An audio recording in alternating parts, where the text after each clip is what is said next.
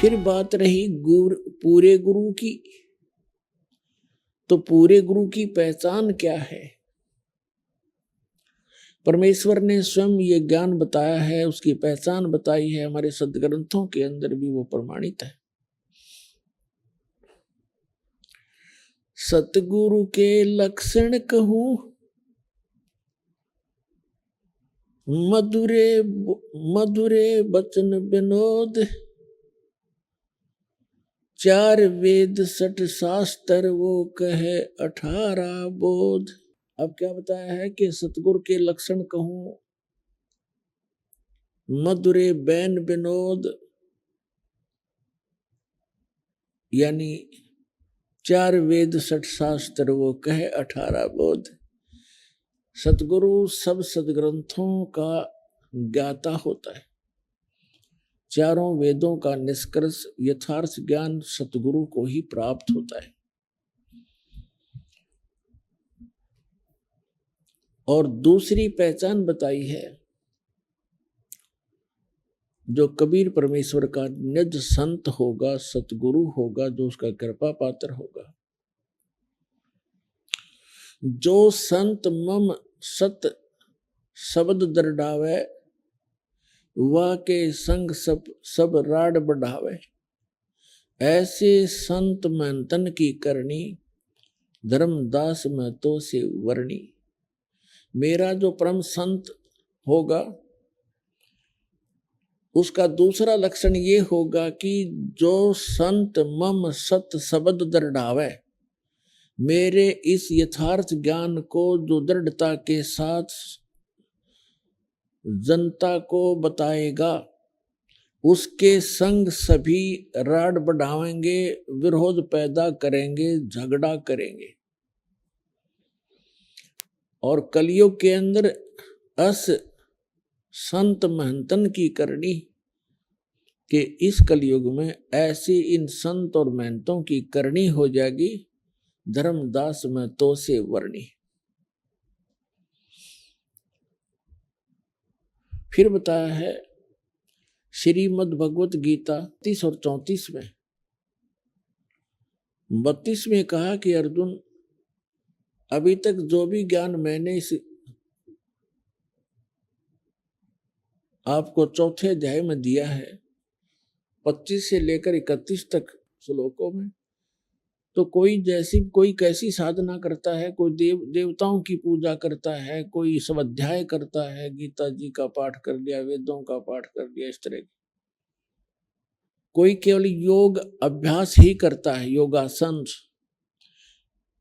कोई श्वास उश्वास की क्रिया को देखता रहता है, आती जाती को।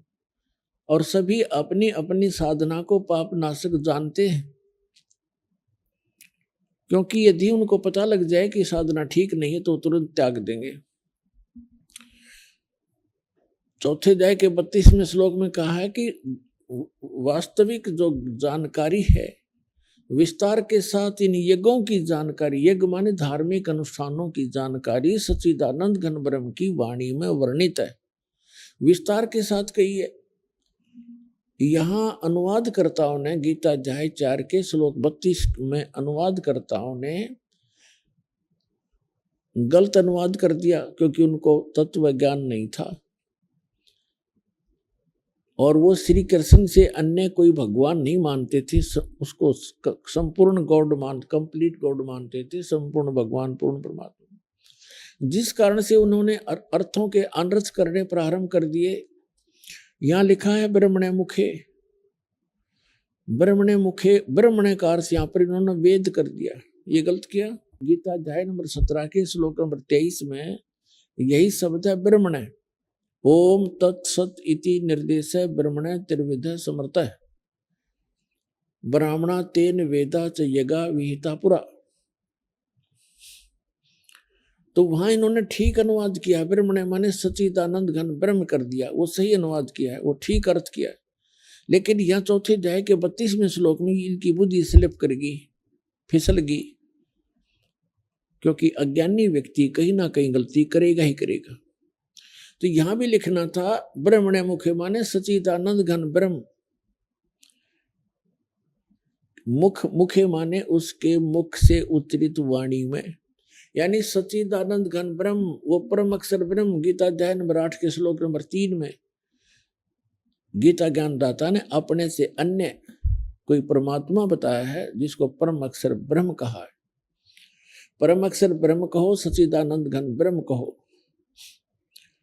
उसने सच्चिदानंद घन ब्रह्म ने अपने मुख कमल से जो ज्ञान कहा है वो तत्व ज्ञान है, और उसके अंदर धार्मिक अनुष्ठानों यज्ञों की जानकारी विस्तार के साथ कही है। चौथे अध्याय के 34वें श्लोक में कहा है, उस तत्व ज्ञान को अर्जुन तू तत्वदर्शी संतों के पास जाकर समझ, उनको दंडोत प्रणाम करने से, कपट छोड़कर सरलता पूर्वक प्रसन्न करने से वो तत्वदर्शी संत तुझे परमात्मा का, उस तत्व ज्ञान का उपदेश करेंगे। अब तत्वदर्शी संत ही परमात्मा के उस तत्व ज्ञान से परिचित होता है, वो पूर्ण सतगुरु होता है। अब इससे एक तो ये बात सिद्ध होगी कि श्रीमद् भगवद गीता के अंदर वो ज्ञान नहीं है जो तत्व ज्ञान है। नहीं तो यहाँ गीता ज्ञानदाता कह देता कि तत्व ज्ञान 17वें अध्याय में है या 16वें अध्याय में, वहां पढ़ लिए, या एक अध्याय और बना देता 19वां। तो इसलिए उसने, उसको खुद ज्ञान नहीं है, इसलिए उसने एक ऑप्शन छोड़ दिया है कि ये ज्ञान आप